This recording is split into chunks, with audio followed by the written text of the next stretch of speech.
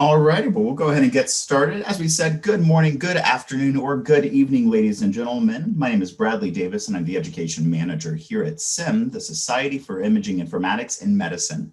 I'd like to welcome you back to our IIP Tips and Tricks series. While Series 1 focused predominantly on introductory topics, we are thrilled to be rejoined with Herman Oosterwijk for a second set of lectures, webinars, and conversations focused on more advanced topics. Today's conversation, as you all well know, continues our overview of Wireshark, providing you with advanced Wireshark techniques used across the world to address some particularly sticky situations and operational challenges. Don't forget that SIIM members will earn 1 hour of SIIM IIP continuing education credit, and we're happy to do that retroactively as well. So if you are not yet a SIIM member but are interested in joining the society, head on over to www.siim.org and we will work with you to make sure that that CE is allocated for your account. For today's panel, we're joined by a phenomenal cast of experts, including Matt Bishop, the Enterprise Imaging Architect for UnityPoint Health, Sjoerd van Schie, the District Manager for Precision Diagnosis and Image-Guided Therapy at Philips, and of course our host, Herman Oosterwijk, the President and Principal Consultant of OTEC, an imaging informatics training organization. Don't forget, you can ask your questions using the Q&A module or in the live chat box throughout the session, as we will be moderating those and answering them live upon the conclusion of today's didactic presentation. Without further ado, let's kick it over to Herman for the content of today's webinar. Okay, thank you, Bradley. Honored and privileged to be able to deliver this presentation, and also honored and privileged to have two other experts, so you wouldn't get bored hear me talking for the next 45 minutes, because we have some really good user and vendor perspective as well from Matt and Sjoerd.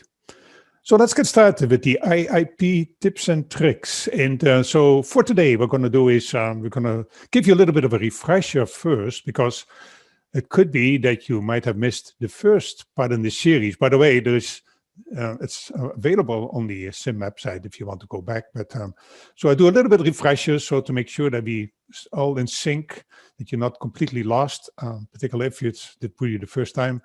And then we go to some tips from the vendor side, from Sjoerd, and the user side from Matt, and we have a little bit of a Q&A. Okay, so DICOM protocol refresher. So one of the things what you're looking for when we look at a DICOM communication exchange and using Wireshark, there are always three steps that you're looking for, and you'll always be able to recognize them.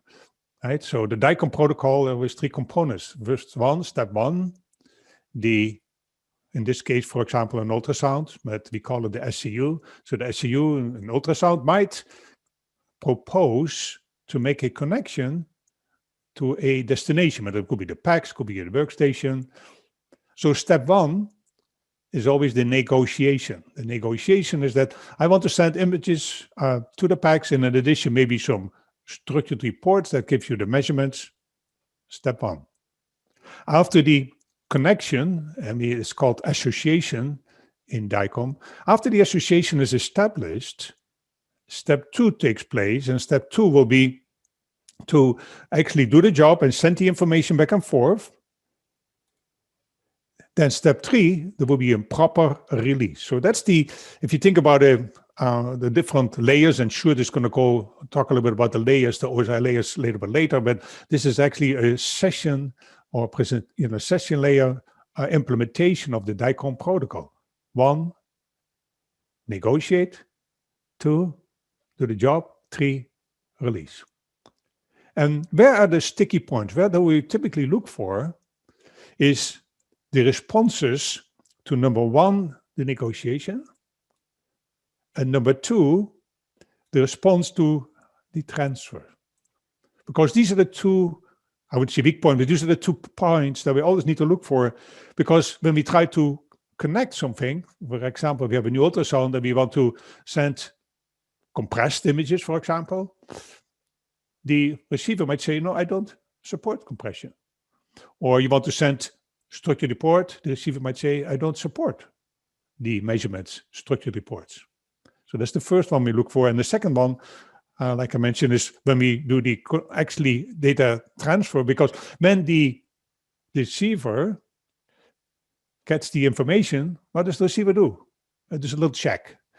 And the check might be, okay, let me look at the header and make sure that the accessioner is there, because otherwise I won't be able to properly store it in my archive. Or let me make sure in the header that the patient name is there. Or there could be any other combination or of information in the header missing, or there could be a processing error. I try to send it, I try to put the image in the database, index the database, and I already have a record, or I don't, or I may actually just run out of resources, right? So there are a lot of potential errors that can occur. So when the information is sent, you want to make sure that you always be able to check the status code. And that is exactly what we're looking Wireshark for, because what happens at the ultrasound will be like DICOM error. Okay, here we go. Call the ultrasound company, say we have a DICOM error, and then of course the ultrasound company says, oh, it works everywhere except for your place. There must be the PACS. And of course the PACS says, no, there must be the ultrasound. And you get his finger pointing till we really come with the data and say exactly what's going on between these systems. So you always look for those two spots. Of course, before we actually try to establish the connection itself, right, we always do a ping, making sure the network is working. And there are some useful commands that we could use from a network perspective that are just posted here. So ipconfig is always what we use to check your own IP address, and also at the destination when we set it up. Netstat is a very useful. I actually may have to admit, sometimes I even have problems making connections and try to install these DICOM devices, even after I do it already for 25 years. And a couple of weeks ago, I had, again, a problem that I tried to start up a DICOM application and it wouldn't start up. And so it took me about a couple of hours to figure out, oh, let me see, is somebody else listening on that port? Right, and I made that mistake already before, so I should have known better. But so netstat netstat -a would show you all the active ports in case you kind of get something going. Okay, so host name, ping yourself, ping localhost, and then ping -8. Okay, so there's another. If you look at help, ping -8 will give you the help, and it tells you also how to set up a ping in a continuous mode. Right, so that we can continuously ping, and so that when you make some change in the network, it suddenly will start working or not. And then traceroute. Traceroute gives you all the routing information, particularly if you have a connection between a clinic and clinic that is outside, and you try to send some images, and who knows, there might go through 5 routers. If you try to send something from Dallas to Fort Worth, who knows, it might be sent all the way to California, and so you can find that information back.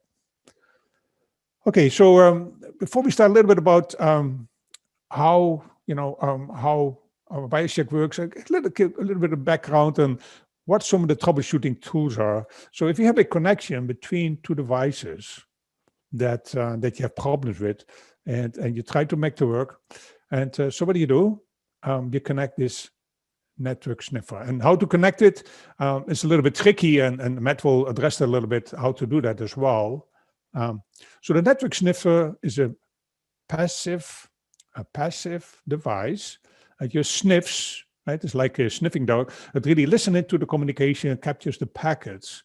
And so that is really critical, because if you would try to troubleshoot between the MRI and the PAC system, for example, and you would connect another simulator, it could very well be that the simulator to the PACs would work very well. So it is really important to not impact the communication, so we really can see what is going on between those 2 devices, and see what the potential problem could be.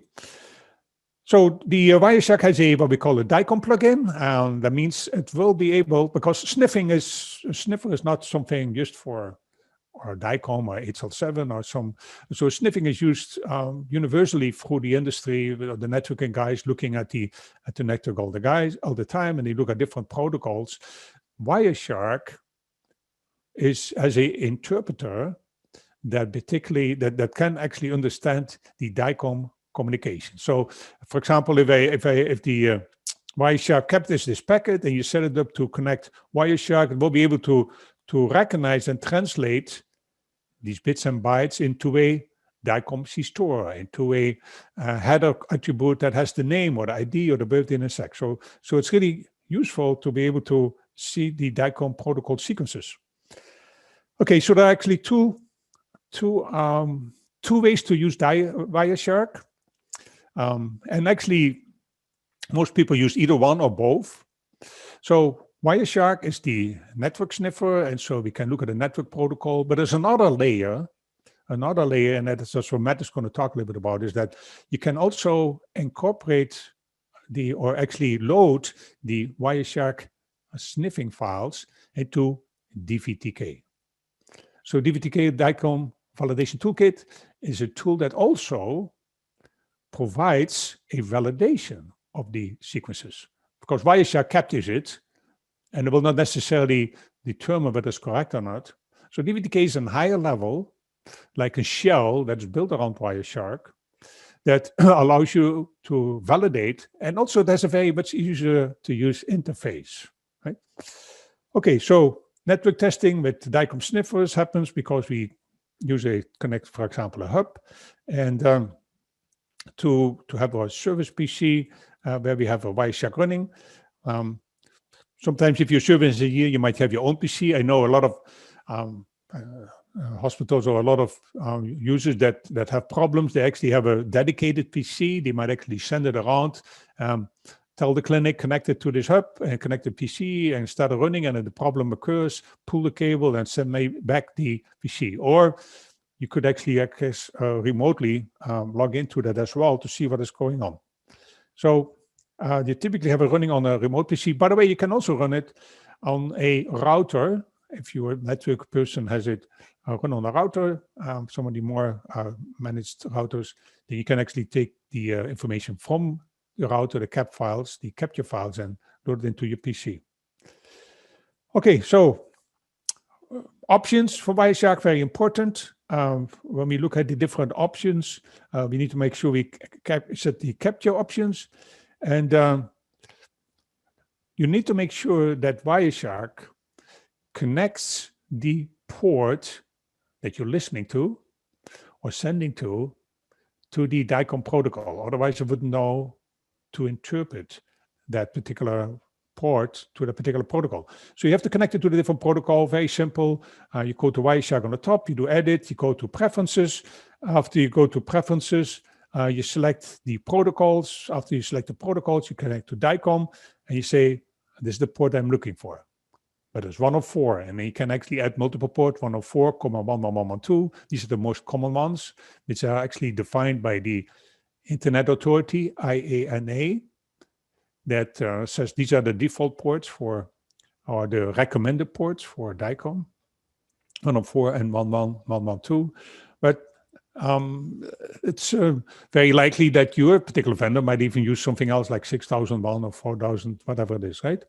But anyway, the port needs to be connected to that particular listening. The listening port or the sending port has to be connected to the DICOM protocol. Okay, and then you can change some of the other options, and we'll go through that a little bit later as well. But you want to make sure that in many cases you can use the preset options, right? Except if you want to do some rotating buffers. We'll go about it a little bit later. So maybe you start up Wireshark, and I'll do it in a few minutes as well. Then you would see a couple of important windows. Step one, this is here on the top. You need to set your filter, because if you don't set your filter, you will be amazed how much communication is going on, and you will be really hard pressed to look and say, oh, in the middle there's a DICOM association, right? So you want to set the filter for DICOM protocol. And then step two, you select the transaction, for example, the DICOM associate request. You go to the TCP protocol, TCP IP right here, and then this plus, you expand. So these are the steps. Set your filter, select the transaction, and expand the TCP protocol. Now, there's quite a lot of other packetization going on, but we're not looking for Ethernet TCP IP errors. assuming we were looking at DICOM communication errors. If there is some thing going on, like sliding window issues with TCP, or there are some malformed packets or timeouts, then you will be able to see that at a TCP/IP level. But typically, we want to look at the IP level, but typically we want to look at the TCP. So we expand it. So just before we get into showing you a little bit about the Sniffer and going to some of the typical vendor and user perspective, what are some of the use cases that I typically use Wireshark for? Number one, hangups. Hangups meaning we try to make a connection and something does not work. It stops in the middle, right? It stops in the middle. So we will be able to see that, of course, perfectly in the sequence of events. Number two, spurious resets. That's very tricky. I have cases where occasionally a reset, a hard reset, this is in the case of DICOM and a board, would be issued in the middle of a transfer, so the study would never come across complete. And it would only happen maybe once or twice every morning. And of course, you really need to make sure that you have a Sniffer to see exactly who issues the command aboard, so you can go with a Sniffer file, go back to the vendor, says, why do you have this reset going on? And he said, really? Right? I have this reset, let me double check. Number three is network congestions, right? If you between your, when you try to make a connection, you get a response back. If you have 10,000 other transactions going on, there might be somebody blasting or somebody, some other device that is trying to take over these connections. So network congestion, and you see that typically when you look at the timing in between the different, how many transactions are in between the different DICOM transactions. Very common one is also timing issues in replies.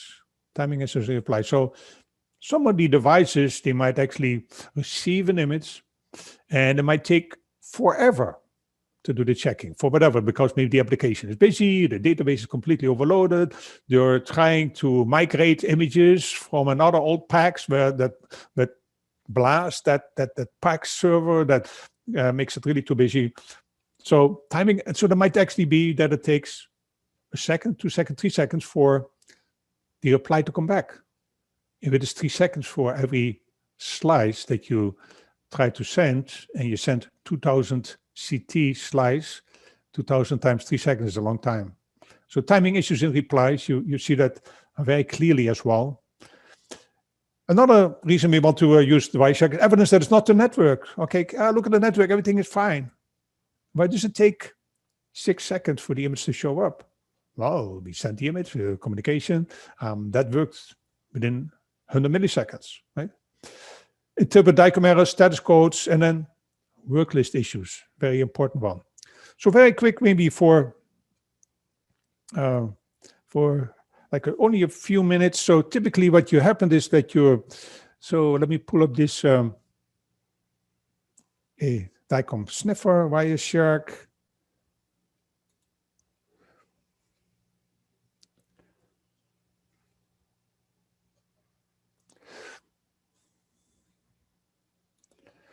Okay, a picture of my team, OTech. Okay, here it is. Okay, so what we're using is this virtual hospital platform that we use for training. And basically what we do is we actually can start up what we call Clear Canvas. Clear Canvas is a workstation, and a workstation open source, so everybody can use this. And I have this connected to my PAX system. This is Herman's PAX. That's listening 11119. See, 11119. I'm going to send it.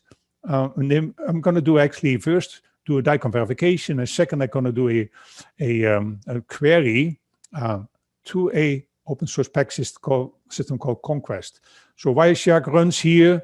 I can just go capture interfaces, and I start up Wireshark. And as soon as you start up Wireshark, you see lots and lots and lots of going on. See, a lot of information. So remember what I do, step one, DICOM, DICOM. So we only want to listen to the DICOM protocol. Of course, nothing is going on because I haven't done anything in DICOM. But then I said, okay, my PAC system, I'm going to do DICOM verification. Right? So successful. What did we just see? Remember 3 steps: associate request, associate accept, echo request, echo response, release response, and request. Okay. Then I'm going to do a search, a wide open search. Okay. Again, associate request, associate accept, see find request, response, response, release request, response, and request. Yeah. Now, what is this last request? Is kind of interesting. It's like a bonus. Apparently, it didn't come quick enough, right? So there's another bonus request. So again, so what do you do? What are the steps? For example, if I want to find out the information that came back in my find query, I click on the top. And then what does, step 2, I go to my DICOM right here and can find all of the information, right? And here I find the response coming back. Okay, I did a query, and here's my response back, study date, study time, and so on.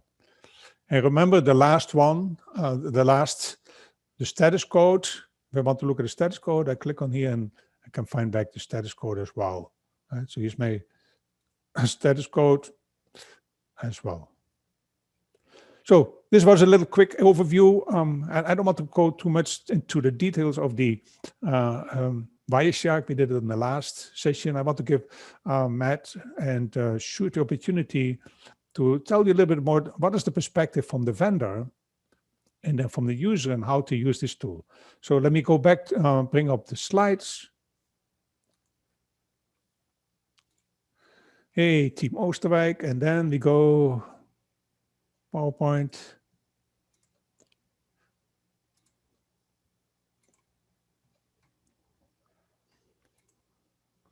Okay, cool. So before that, some issues, but by the way, some issues, information are showing up. Make sure your port is connected to the right protocol. And issue number 2 would be making sure that you know how to connect to Sniffer. You might need sometimes cooperation with IT. Capture the fault condition, make sure, and capture the right information. Okay, let's go over to my good friend, Sjoerd.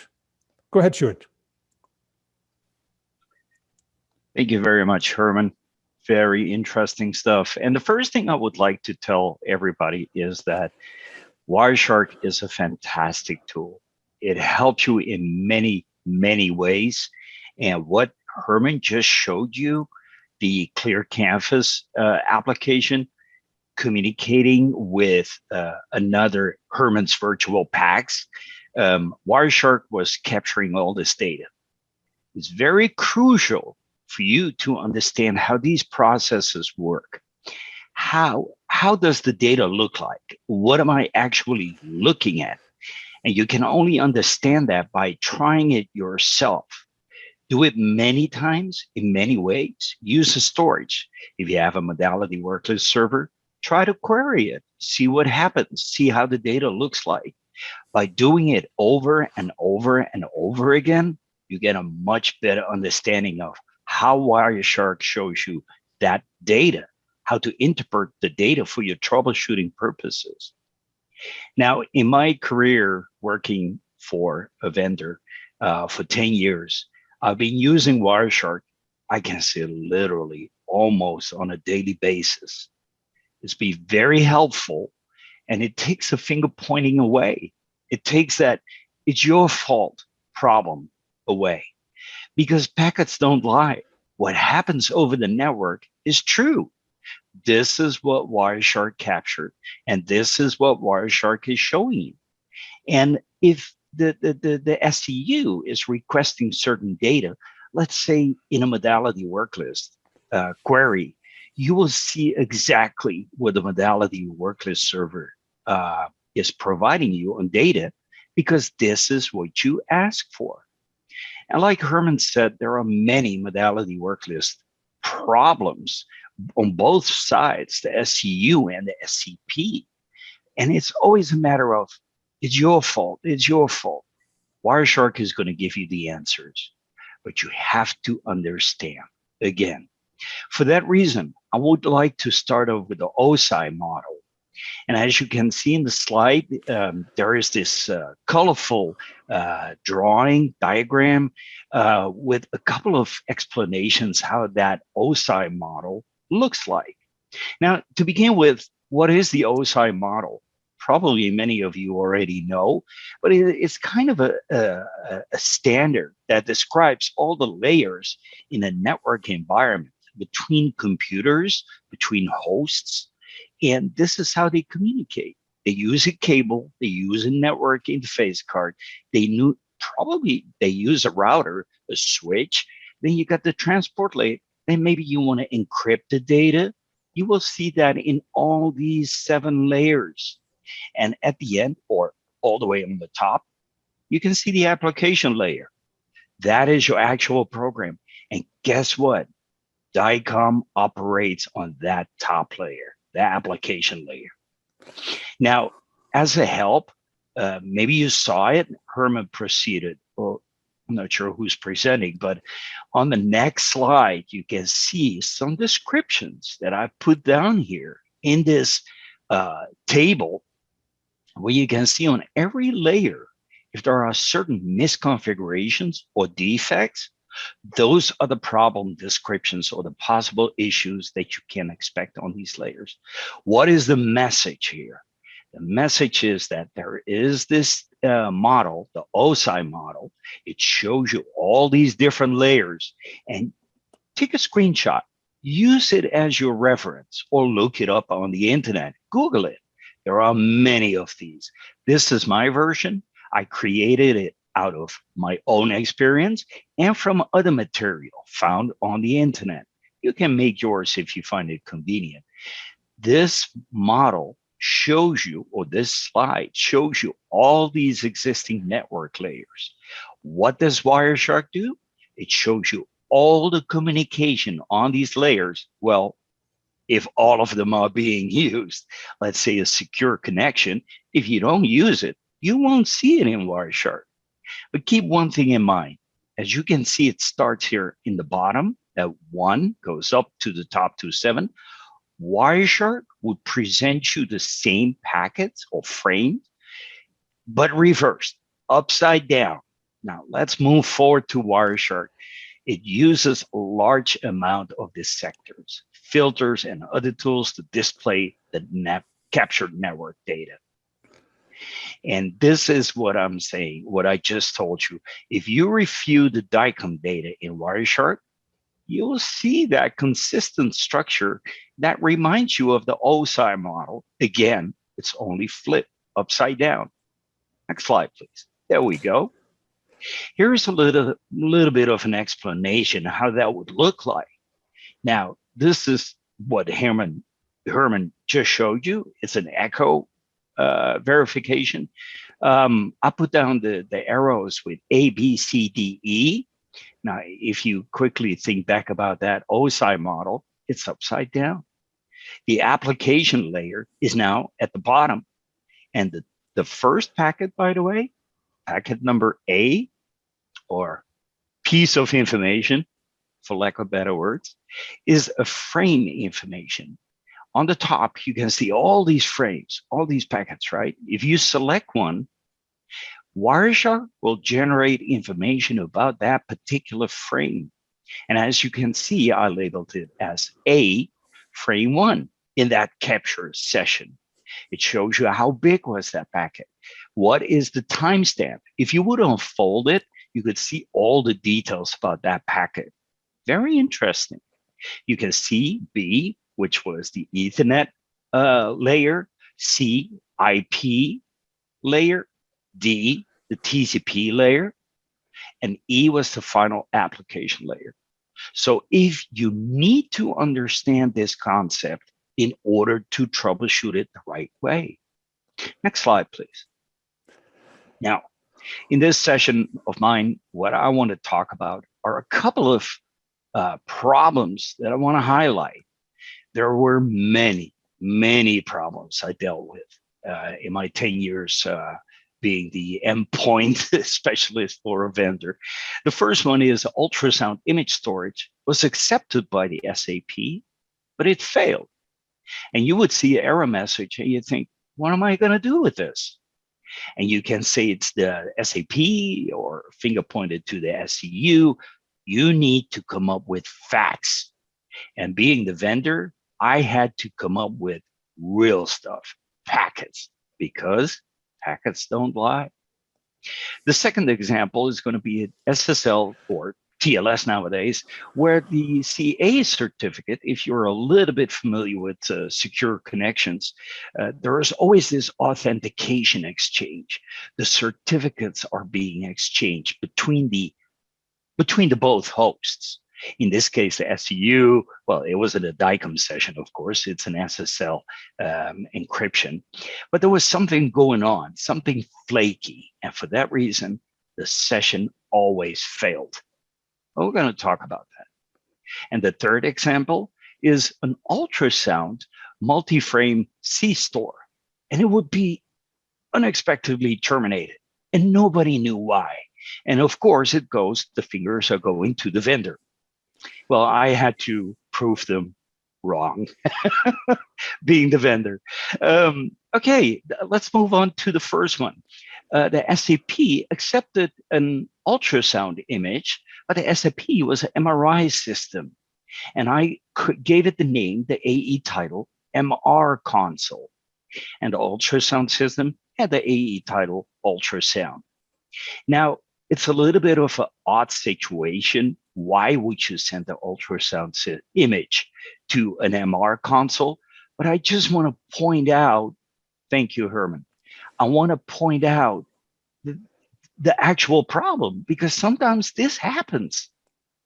So what happened is that what you're looking at, as you can see on the red box, it shows you the presentation context, that it was accepted by the SCP. And this packet, by the way, came from the SCP. It was accepted. It uses explicit VRLN. It was ultrasound image storage. So the handshake was perfect. It was great. Everything is accepted, and the whole process started. And next slide, please.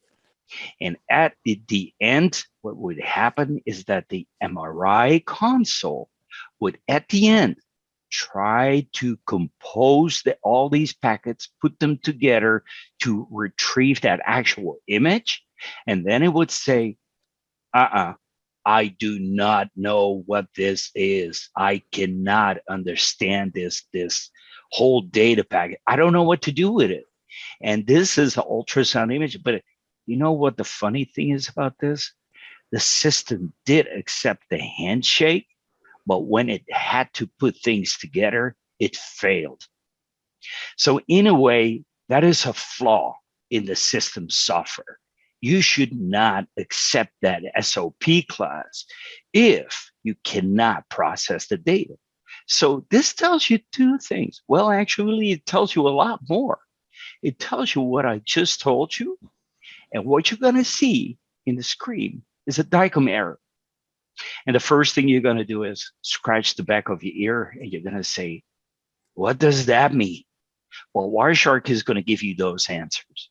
It shows you that this is what happened. The session was accepted by the SAP, which is the MR console, but it failed. It cannot process that kind of data. Well, again, that's a flaw in the software of the SAP. He should have rejected it to begin with. But we can draw, can you go back, please? Oh, sorry, yeah. Sorry.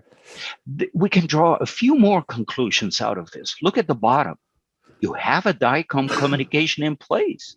Your network is fine. The TCP port that you used in order to communicate with the SAP, and you can see it, is 104, is fine. Your configuration is correct. It's just you're sending it to the wrong person. There are also no firewall issues, if there are any in your network. Okay, let's move on. The next problem I would like to highlight is more like a network-related problem. So we have these MRIs and these CTs from a vendor point of view, and we have them install all over the world. Now, it's more like an IoT. If you do not know what IoT means, it stands for Internet of Things. Think about your fridge, your beautiful fancy fridge, where you ran out of milk, and your fridge is an intelligent, smart device. It sees that you're running out of milk, and it's going to communicate with the supermarket, and it's going to say, "Hey, Mr. Fanchi needs a new gallon of milk," so he will place that order for you. It's an automated process, but there is some measurement that you're doing. You're measuring the availability of your milk, and it's going to take action on that. Now, this is also done in the healthcare market. And for the MRs and CTs, what we do, we measure the slip rings in a CT. We measure the helium levels on an MRI. So this communication is, you want to make this secure. So what you do is use the SSL/TLS protocol in order to encrypt it. Now, in order to do this, and I said it before, you need to authenticate yourself.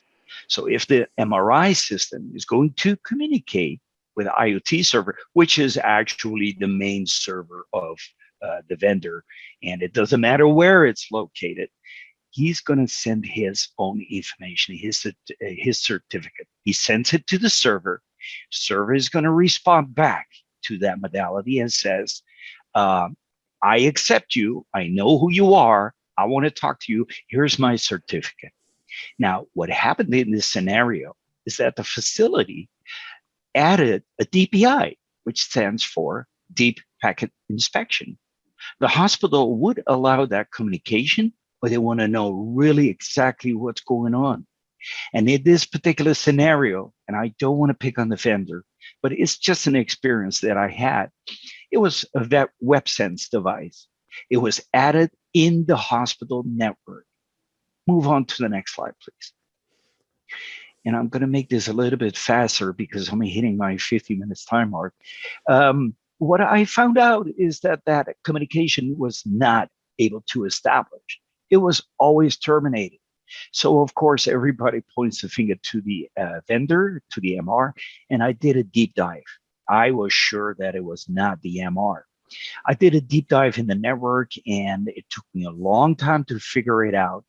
But I looked at the SSL part, and you can see it on the upper screen capture where it says Transport Layer Security, which stands for TLS. And I did a deep dive, and this goes beyond this topic here, but it uses certificates. And as you can see on the same frame, on the top picture, you can see at the bottom where it says certificate, the common name is the DSM WebSense, and it should be the sentinelservice.com. And it was modified by the WebSense device. What did it do? The moment the MRI would send out the data to the server, it's all fine. It's leaving the building. But when it comes back, the response from the server, the WebSense device or the DPI would investigate that packet, and he would say, this is an SSL packet, and I'm going to put my name stamp in it. Look at what the result is going to be at the bottom. The MRI says, I do not know who this is. I only know my own brand, and this certificate is to me and that took me a while to figure that out, but the moment I presented this to the network specialist at the facility, he said, I wasn't even aware that my WebSense device did that. He contacted the vendor of the WebSense, and they said, there is only one way at this point. It's the firmware that does it. We're going to fix this, but for now, the only thing we can do is replace the WebSense device, which they did, and the problem was fixed.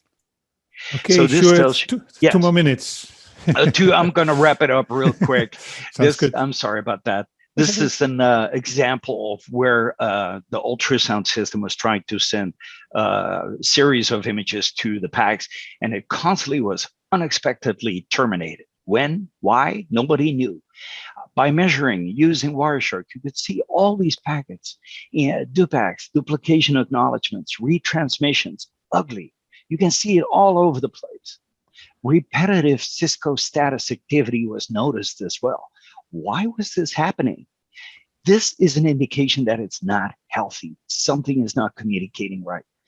By digging really deep into all these packets, and there were thousands of them, and you have to filter it out, use the right filters, I was able to detect that one of the network switches, I don't want to pick on the brand, but this was just this particular case. It was a Cisco switch. I saw that the firmware version of this switch was included with a broadcast, and it's the Cisco Discovery Protocol that was used by the Cisco network switch, and he would include this. So the first thing I did was collect this data, Google it, and look for network flaws, because it was repeatedly broadcasting over the network. And I found out that there was a problem with the link speed of this particular network switch. What would it do? In the auto negotiate mode for negotiating with other computers with the link speed, it would fail at a certain point and it would default back to 1 gigahertz.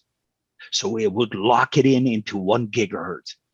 Knowing my equipment as the vendor, I knew that this ultrasound machine could not handle 1 gigabit, only 10 and 100 megabits per second.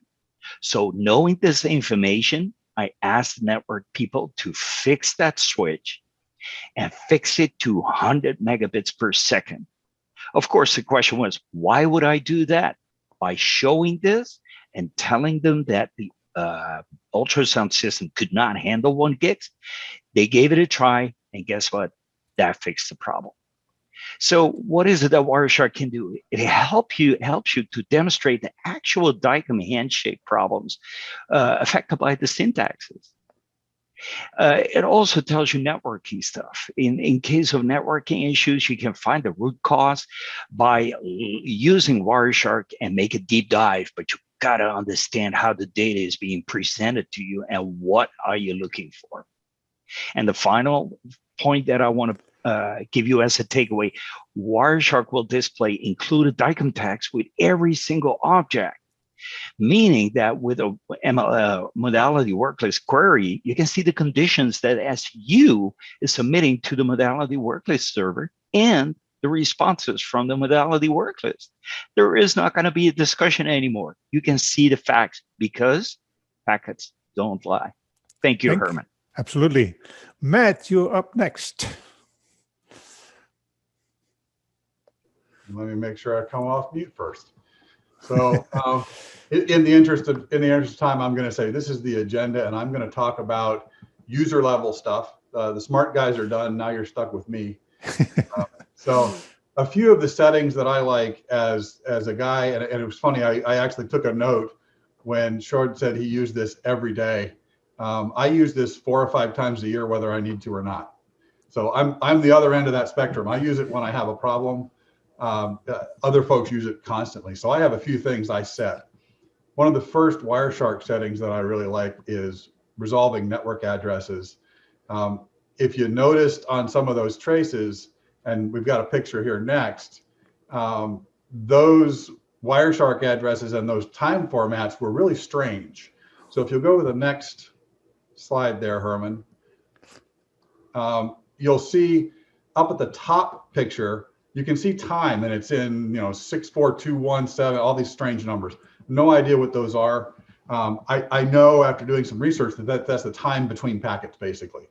And then the addresses, the source and destination addresses up there, those are IP addresses. As a system administrator, I don't typically deal with the IP addresses of servers and things. So I do my 2 settings of changing my time so it's a time that makes sense to me. And I change my source and destination network resolution so that it pulls up real names. Now, the thing you've got to remember about this is when you're running Wireshark, it's actually going to display the IP addresses because it waits to do the resolution until after it's captured the packets. So you won't see this happening when you first start. When you stop your capture, it'll kind of backfill for you. And you can turn that off and go back to addresses if you want after the capture. You can go back and forth between those. But I like this time because I often try to compare my Wireshark capture to a log on my PAX. So my PAX vendor maybe will say at 12:30 in the afternoon, this happened. Well, I can go look at a Wireshark capture and I can correlate those times and try and narrow things down to the stuff I'm looking for. Next slide, please. So Herman talked about capturing, and he talked about ring buffer earlier. He mentioned ring buffer earlier. Here's a few settings that I use when I'm setting these up. So I'm going to start at the bottom of this picture because it kind of explains a little bit better. It says use a ring buffer with 10 files. What that means is it's going to capture a file worth of data, Wireshark is, until it gets to 10 files, and then it's going to delete the first file and create another one, and it's always going to keep 10 files running. Above that is after, in my case, 100 megabytes. So I'm going to get a gigabyte of data, 10 100 megabyte files out of my Wireshark capture. This gives me manageable chunks of data to look at, and it keeps me from filling up my hard drive, which I've done. It's really not a good deal when your laptop comes to a sudden screeching halt when it gets full on Wireshark, because it can do that fast. You can also do some things like number of packets, number of minutes, seconds, things like that, but you can capture data in chunks that are manageable. The output format is, in that case, PCAP. I'm going to talk about the DVTK network analyzer tool later. If you're going to use that network analyzer tool, you need to have that PCAP file format. And you need to designate a name for your file. It will append characters to that name, but you'll at least be able to recognize your files when you go looking for them after you capture in that file name.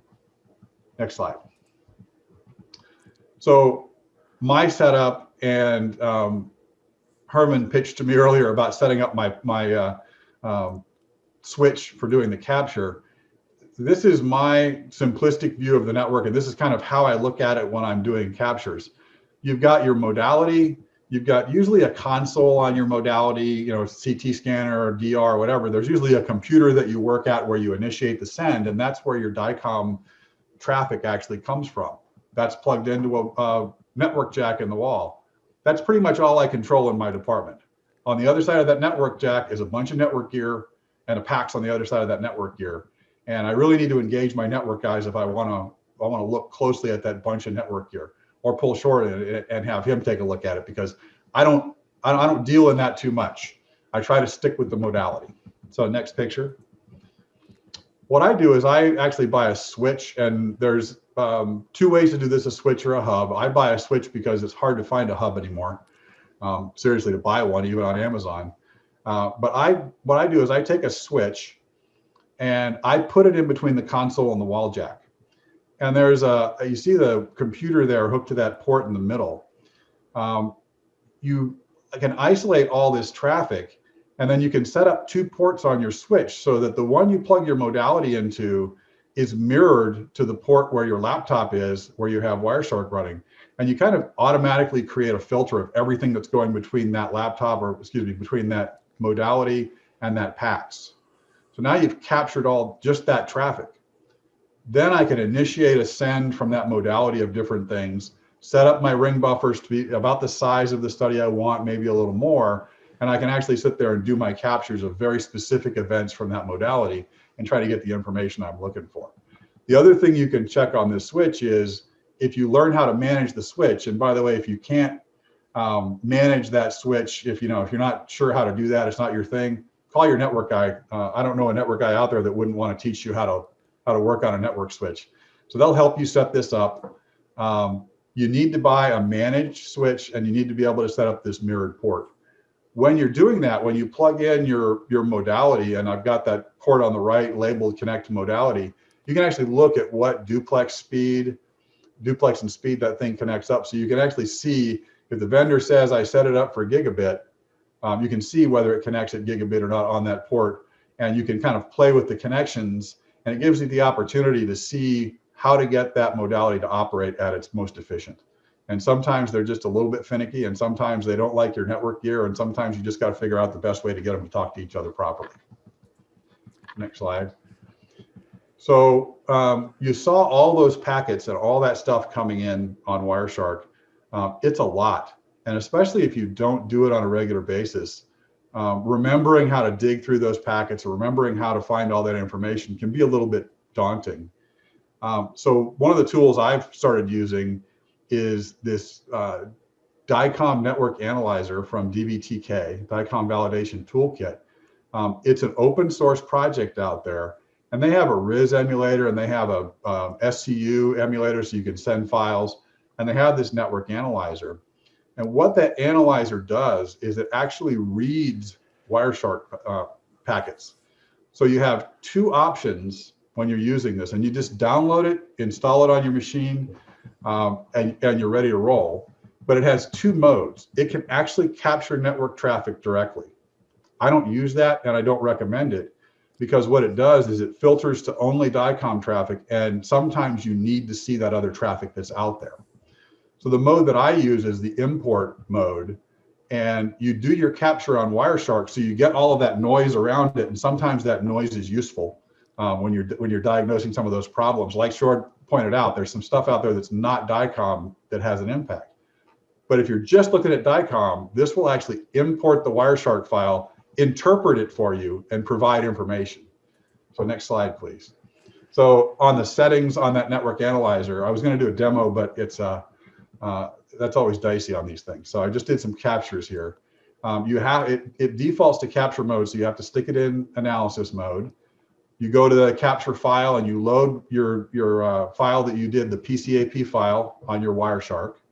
And then it's going to have a little thing that's going to show DICOM associations. The other thing that's useful here is if you're capturing multiple DICOM sessions, when you load them into the network analyzer, it'll actually have a drop-down and say, here, pick your session between which devices.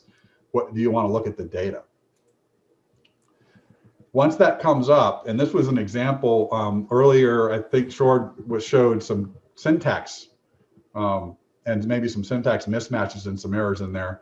So I did this one really quickly on a couple of different devices. And this is what the report looks like when it comes out of the network analyzer. So on the top left picture there, you have requested services and you have presentation context.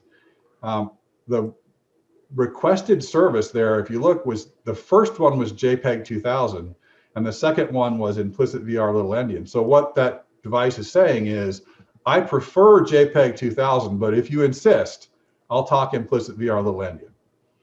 And then if you look at the bottom, it's the accepted service, and you can see that what it accepted was implicit VR little endian. So your PAX or whatever device is accepting those images doesn't speak JPEG 2000. If it's important that that file be in a JPEG 2000 format, or that transfer come across in JPEG 2000, there's going to be no error here, but you might see a problem with that file. So now you understand a little bit something about your modality. And if you notice on the lower right, there's the summary results file. Everything's green. It looks for really, bigger errors. You often see this green, and there's problems that while they didn't stop the transfer, they might have clinical implications or implications for the fidelity of your images. So I encourage you to look through this, read through this. The DVTK site has a lot of really good education materials and a lot of stuff out there that helps you learn to interpret this. So once you have your Wireshark down and you've learned how to manage your switch and you've got your DVTK network analyzer and your other tools working, now you can establish a baseline on your modalities. And as a system administrator, I do this often. I grab the information about my modality because it's very hard to troubleshoot something when you don't know what normal is. So what these tools allow you to do is capture these files with Wireshark, grab the IP, the AE, and the ports, all that stuff as they were talking. Look at your port speed, save some captures on the Wireshark, save that detailed information from DVTK, put that in a file someplace, and then when you have a problem, you can redo those and you can take a look at what's going on with that modality. I found plenty of problems that occur when a modality is upgraded, for instance, and you do another capture after the upgrade, you find it's negotiating a different way or something different is happening. It's not necessarily that something is broken, but maybe you need to reconfigure your PAX to accept a new syntax, or there's something new going on in that modality that you just need to reconfigure for. Sometimes it's just that, software is just outright broken. That's rare, but usually there's little problems. And if something breaks, you can call Short or you can call Herman, and they can come in and look at your old trace and pull up a new trace and dig down in there, and they've got something to compare to.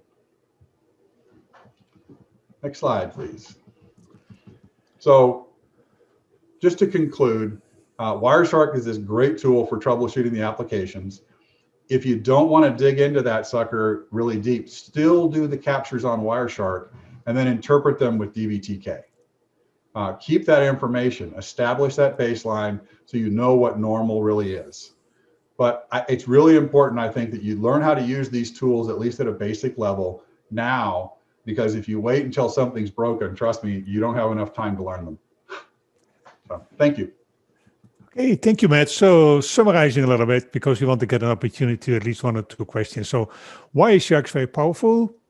It's a passive tool. It doesn't impact performance behavior.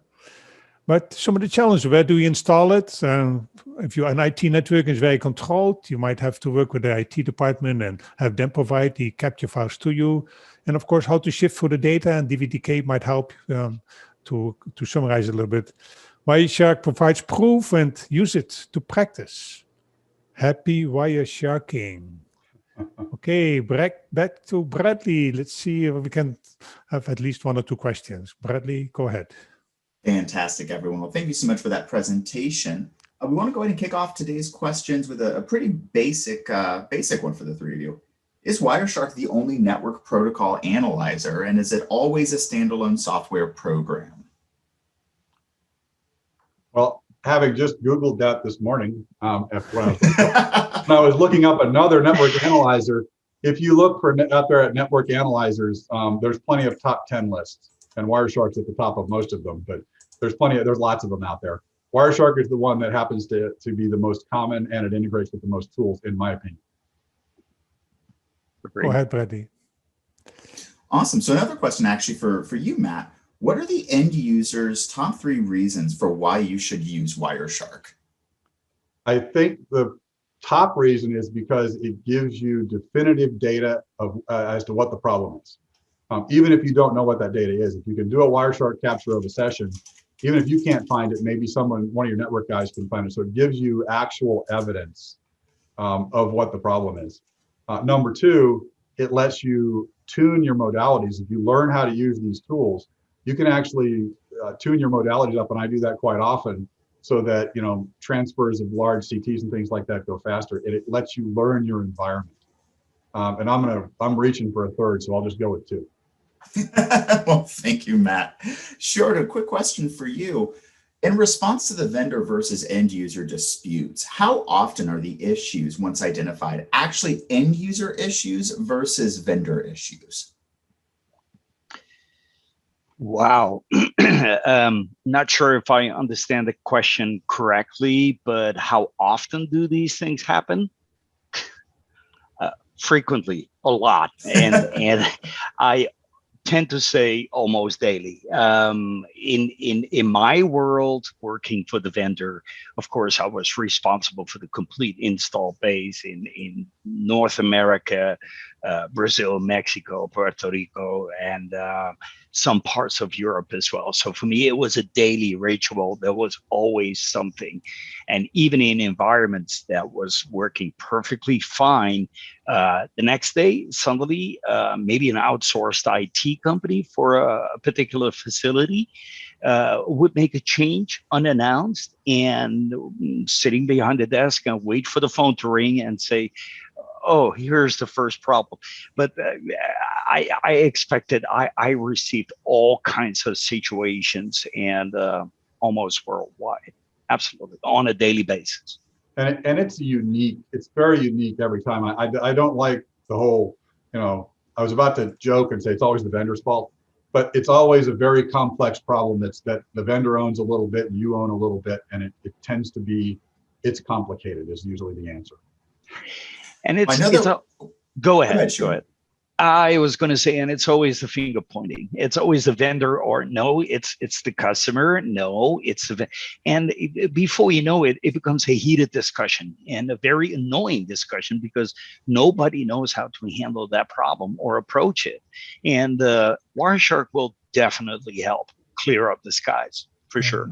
I think one of the things that I see is one of the problems, or one of the things they should be doing, is that they don't use it quick enough. Sometimes you come to a situation where in one particular situation, they were spending a month, 1 month, figuring out why the work list didn't show up on the modality on the ultrasound, and it could have been solved on day one if somebody knew how to use Wireshark and connect it and look at the packets, right? So because after a month, everybody is ready to throw at each other and, get really heated, like you said, best case heated discussion. So use it sooner the better. And if you don't know how to use it, find someone who can.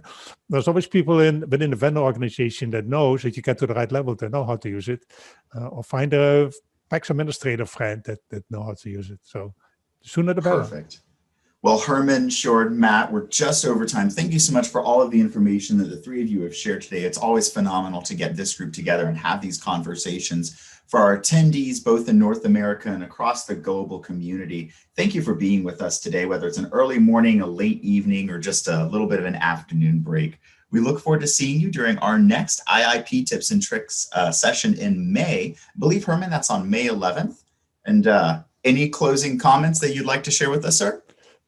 No, I think I really enjoyed this IIP tips and tricks. So May 11th, let me just double check my calendar. Yeah, you're right. And that's just going to be in our afternoon time. So that will be more convenient for study or other time zones. So I'm looking forward to it. Appreciate the opportunity to share my knowledge. Perfect. Well, stay safe, stay well, and have a fantastic rest of the week, everyone. We'll talk to you soon. Okay. Thank you, guys. Thank you.